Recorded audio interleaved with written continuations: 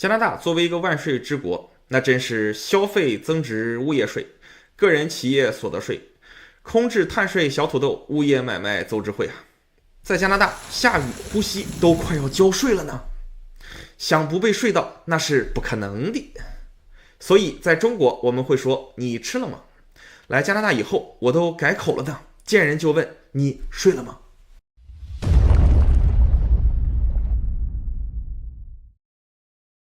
大家好，我是 Norman。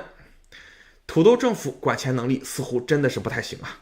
从2015年土豆政府上台执政以来，加拿大政府联邦层面的债务那是火箭般的速度蹿升啊。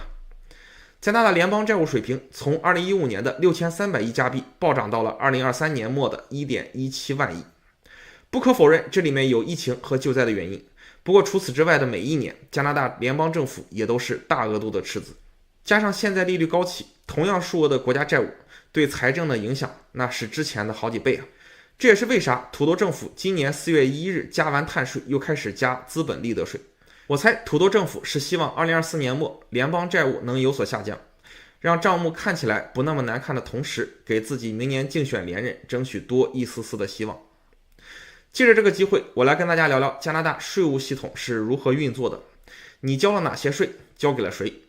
谁又是加拿大税务体系下最吃亏的人呢？当然，这个答案你可能已经猜到了，那必然是本频道的常驻嘉宾，苦逼的中产阶级啊。同时跟大家分享一下避税的思路。原创内容制作不易，请屏幕前的你帮我点个免费的赞，关注一下我的频道，谢谢。第一种税，收入税 （Income Tax）。收入税主要分为个人所得税 （Personal Income Tax） 和公司所得税 （Corporate Income Tax）。收税方是加拿大联邦政府和省政府，这是在创造财富环节收的税。个人所得税在安省15000之内是基本上不用交的，之后按阶梯税率递增，直到收入超过24.7万的时候，税率来到峰值 53.53%。公司所得税在安省小企业 Small Business 的税率是 12.2%， 这是由国税 9% 和安省省税 3.2% 合并在一起计算的。想要享受这个低税率，公司的盈利需要在50万以内，超过50万的部分要按普通公司税率来收取，也就是 15% 的国税加 11.5% 的安省省税，合计 26.5%。 根据加拿大的国家预算2024，个税总额23年全加拿大大约是2079亿加币，公司税大约是949亿。中产阶级在收入税方面是很吃亏的，因为绝大部分中产阶级都是在按高的个人税率交税，是贡献国家收入税的主力军。中产阶级的收入几乎无法 incorporate， 这也是为什么在公司赚走了绝大部分收入的前提下，个税总额是公司税总额的 220%。 更可气的是，未来几年公司税总额基本维持不变，个人税却在每年涨。想降低企业所得税，可以用跨国结算的方法。跨国公司可以通过内部定价决定一笔钱是让美国分公司挣了还是英国分公司挣了。比如之前苹果公司使用的双层爱尔兰加荷兰三明治避税大法，让苹果公司每年的实际税率只有 2% 左右。具体是怎么操作的，大家可以 Google 一下，本期视频就不赘述了。后来这个 bug 被世界140多个国家签署的 Global Minimum Tax 世界最低公司税率协议给干掉，也就是现在不管你怎么跑，最少都要交 15% 的企业所得税。加拿大公司税率普遍高于 15%， 跨国公司依然有动力把利润结散到税率更低的国家和地区。年利润小于50万的小公司其实税务压力不大，安省只需要交 11.2%， 是不用跑的。个人收入税则很难躲掉，除了想办法 incorporate 自己的收入，工薪阶层中产阶级，尤其是大厂的 VP 一年赚30万的这种职位，也没有太好的办法来避税。一般来说，律师、医生、码农比较容易 incorporate 收入，金融行业、大学教授、NBA 球星这样的职业就比较难了，除了买点 RSP 也没啥好办法。其实 RSP 是个金手铐，有用，但是也不那么好用。具体 RSP 该怎么用呢？感兴趣的朋友欢迎评论区告诉我，感兴趣的人数多，我单开一期视频聊聊 RSP。 收入税谁吃亏了呢？我把头默默地转向了高工资的中产阶级朋友们。 53% 的税率可还能忍？1半多都送去给难民发福利了呢。第二个主要税种，消费税 Sales Tax。 2023年加拿大一共收了大约460亿的消费税，收税方也是联邦和省政府。国家收的 GST 5%，安省收的 GST 加省消费税合在一起收 HST 13%。你可以理解为安省的消费税率是 8%。消费税是在消费环节收的税，也就是你在加拿大花钱消费了就要交。加拿大的阿尔伯塔省在这方面是领先全国的。这个省麦利钦赚了大钱，所以直接不收省消费税了，只有 5% 的 GST。 所以我的 Switch 注册地址也是在卡尔加里的，和我的心一起留在了去班夫滑雪的路上。很多时候我们说去哪消费便宜，其实主要的意思是商品价格类似的情况下，一个地方消费税比较低。比如香港就没有消费税，买奢侈品确实比世界绝大部分地区都便宜。在安省 HST 有很多项目是可以免除的，比如买卖二手房、教育、金融服务、长期租赁的租金、年收入3万以内的服务提供者、condo fee、牛奶、鸡蛋这样的未加工的食品，一次性买6个一组的面包、处方药等都是不收 HST 的。消费税里还有2个特殊的税种，一个是烟、酒、汽油这样的特殊物品会额外征收的特别商品消费税，比如烟的税能轻松占到生产成本的 250%， 以及总售价的 70%， 这个税是真狠啊。汽油除了 HST 以外，还有汽油的专门消费税和碳税。最近小土豆又涨了碳税，油价那是真的贵啊。这些特殊税种本质目的其实是惩罚性税收，用涨价的方式变相鼓励大家减少使用和消费。还有一个税种是关税，也就是从别的国家进口到加拿大境内需要交的税。每种商品的税率不一样，这边就不一一列举了。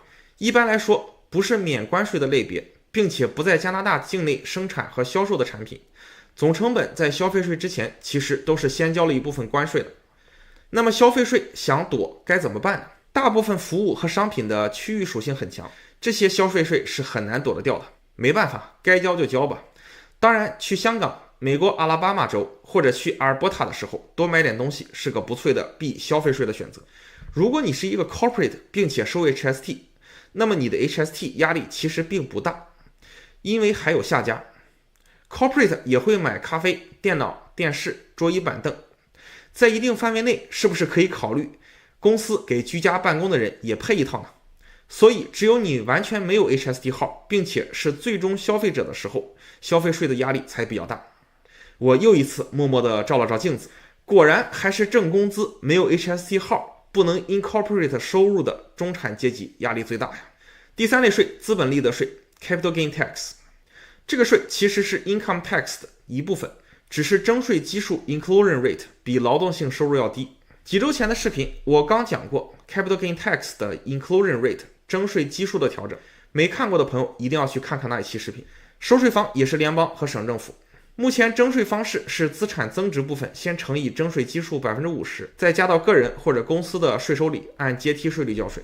6月25日之后，征税的税基会从 50% 涨到 67%， 公司所有资本利得税到时候都会基数是 67%。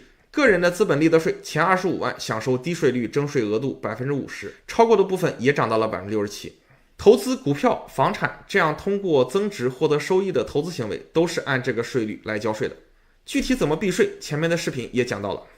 公司想要避增值税，在加拿大本地操作空间不大，我感觉利润不能穿透分配到个人的本地基金公司，未来税务的压力会增大。避税可能还是得往跨国的思路考虑。个人层面，由于征税的税基 inclusion rate 6月25日马上要从 50% 涨到 67% 了，大家要不然快跑，生效日之前卖掉一部分股票和房子，要不然就在之后的每一年股票卖一点，房子卖一套，不要让盈利超过每年25万，这个税就算省到了。无形中从税务的角度讲，买多套 condo 小房子一下子就比买单套大 house 更有性价比了。不过我前面讲到 capital gain tax 调整的视频有一点没讲到，却又很有趣。这个税务调整其实打击到了单身贵族阶层。一个资产如果收益夫妻2个人可以分的话，其实是有50万增值税按低税率交的额度的，而一个人分利润只能有25万的额度，无形中产生了一个单身税啊。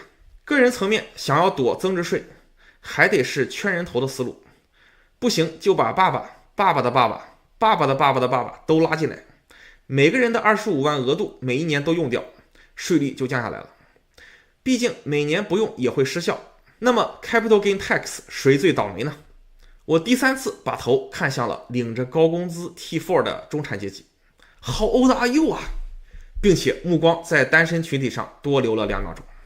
第4个税种，物业税 Property Tax。这个税的征税方是市政府，多伦多征了给多伦多用，万锦征了给万锦用。各个区域的物业税税率也不尽相同。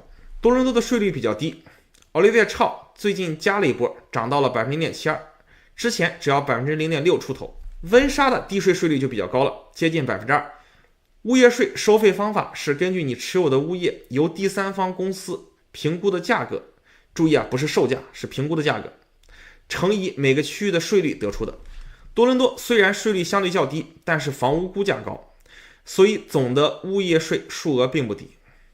物业税收税的时候有3个我自己琢磨出来的 trick 小秘密，也在这边分享给大家。第一个 trick 是收税的时候，评估价是第三方公司给的，政府为了避免很多人对评估价格不满意，觉得自己的物业价格评高了，来政府这边 complain。实际操作中，估价都是按照大约 50%到80% 的市场价来评估的。估价评低了的同时，税率提高，收到的税是不变的。毕竟大家只能 complain 你给我的价格评高了，并不能 complain 税率太高了。这其实是很聪明的收税方法。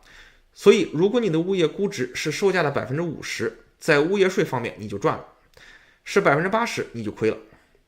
另一个 trick 是市政府每年的税率是不一样的。收税的时候，其实市政府会先算算今年大概需要多少物业税，然后根据数额和评估价格反过来决定税率是多少。